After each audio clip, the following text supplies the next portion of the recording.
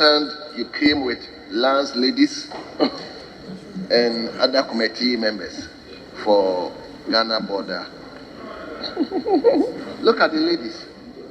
They all came with honorable, yes. And gentlemen, Mr. Speaker. And gentlemen. From the Ghana Boundaries Commission. Honorable, let's hear you. As we commemorate the 12th edition of African Border Day across the continent, which falls on today, Tuesday, 7th day of June. Mr. Speaker, as was once said by the Pan-Africanist and the first president of our country, Dr. Kwame Nkrumah, quote, "Africa is one continent, one people, and one nation," end quote. Prior to the sailing around of Africa in the 6th century BC by the Phoenicians, and indeed the establishment of European posts on the coastal areas of the continent, most African communities lived as a homogeneous group of people without properly demarcated borders. Our forebears and kinsmen traded in major commodities on the trans-Saharan caravan trade through Morocco and Egypt to medieval and Renaissance Europe. Local communities largely acquired land through discovery or conquest, and each community owned as much as it could occupy. With the booming of trade and discovery of enormous raw materials, such as gold, diamond, rubber, tin, ivory, among others, coupled with technological advancement and industrialization, which brought about improvement in transportation and communication, many Europeans began establishing trade posts along the coast, which eventually led to colonization, originally of the coastal parts of the continent, and later almost the entire continent, between the mid-19th and early 20th centuries. To avoid the risk of conflict among the then colonial powers, the then German Chancellor, Otto von Bismarck, convened the Berlin Conference between 1884 and 1885. After almost 3 months of deliberations, 13 European states, the United States of America, and the Ottoman Empire divided Africa among themselves. History has it that the map of Africa used for the deliberations was about 5 meters tall, showing rivers, lakes, and a few places with names.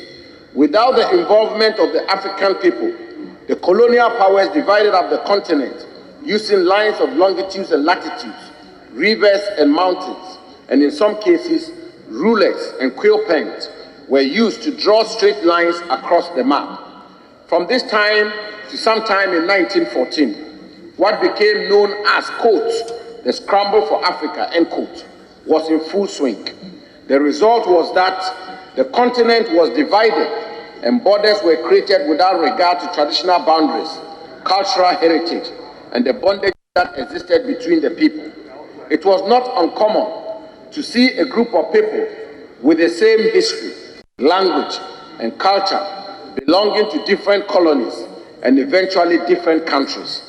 Mr. Speaker, this grim history of Africa has resulted in porous borders, which have been identified as the primary reason for the ease with which governance-related conflicts in individual states have trickled down the entire region, as has been the case in the Great Lakes region, West Africa, and the Horn of Africa. The political, social, and strategic significance of African borders cannot be overemphasized. Well-defined borders are not only fundamental elements for defining statehood, but their consolidation is one of 3 major factors essential for building stable states and societies.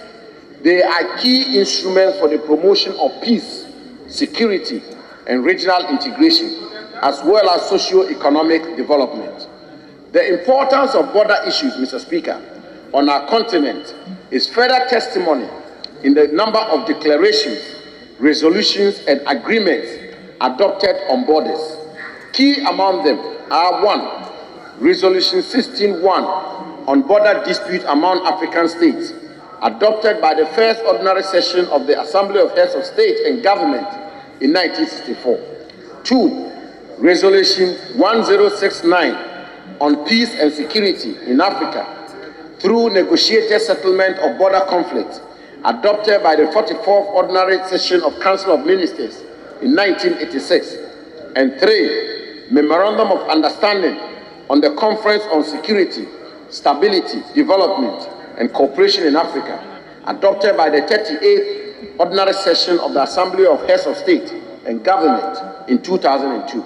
Mr. Speaker, at its first conference held on 7th June 2007 in Addis Ababa, Ethiopia, African ministers in charge of borders also adopted the African Union Border Program to, among others, complete the delimitation and demarcation of African borders, encourage and facilitate cross-border cooperation, and build border management capacities of member states.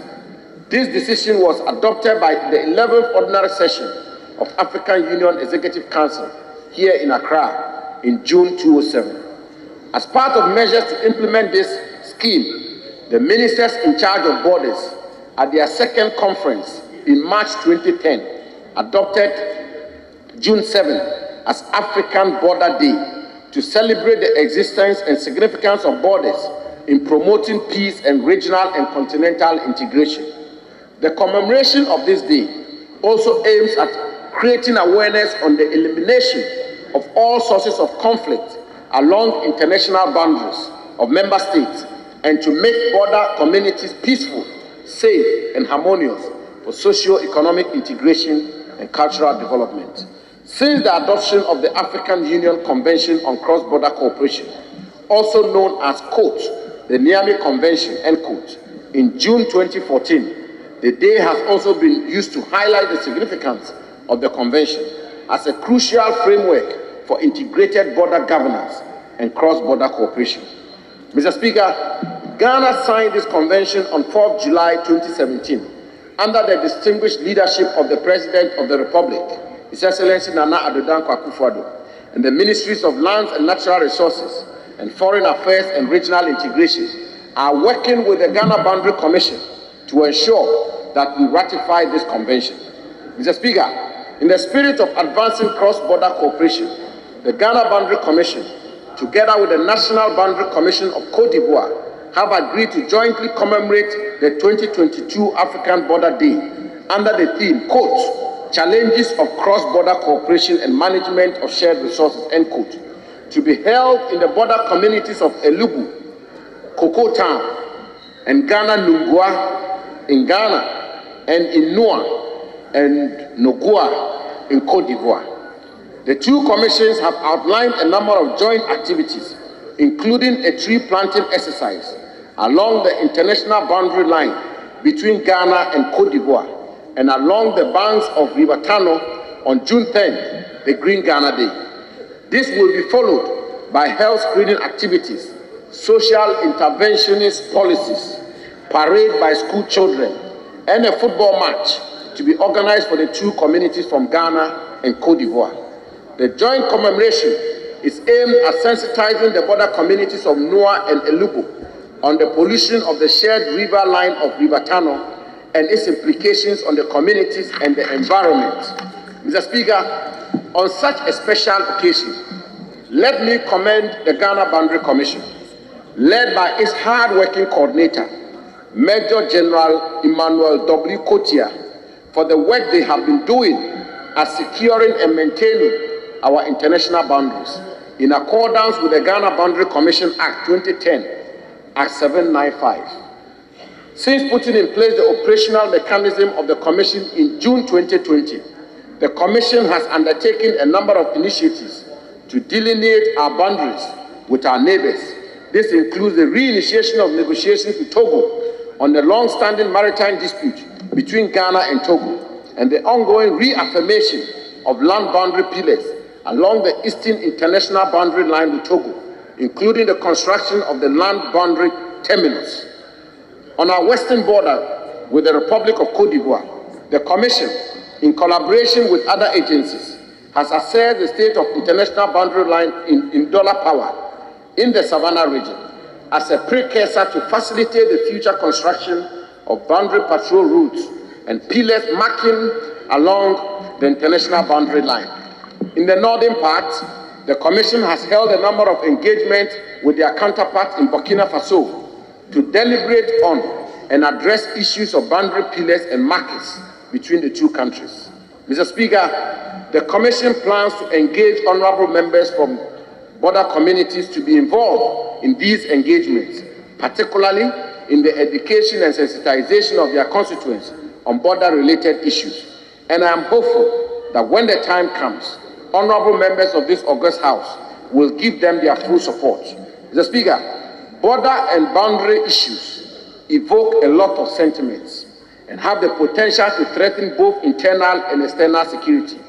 The Bakassi Peninsula conflict and the Higley crisis between Sudan and South Sudan over oil-rich boundaries are just a few examples. As a respected member of the African Union, Ghana recognizes the positive contribution of proper border governance to peace, security, integration, resource sharing, trade facilitation, as well as inclusive growth and sustainable development. And government is fully committed through the Ghana Boundary Commission to ensure that Ghana's international boundaries are properly secured and maintained in accordance with the accepted principles of international law and best practices. Let me thank you, Mr. Speaker, for the opportunity to make this statement on this occasion. And I wish you, Mr. Speaker, colleague members, and our constituents, as well as all African peoples, a happy African Border Day. Let us use this occasion to recommit to peaceful resolution of all border disputes in the continent. We must recognize that we are one holistic and unitary people, separated by artificial boundaries, but with a common history, heritage, and contemporary challenges and aspirations. We must, therefore, take counsel from the great African nationalist and statesman, Nelson Mandela, who in his profound words admonished us to, and I quote, combine our efforts to solve the problems of this continent, end quote. For as Dr. Kwame Nkrumah tells us, quote, the forces that unite us are intrinsic and greater than the superimposed influences that keep us apart, end quote. I thank you, Mr. Speaker. Thank you very much.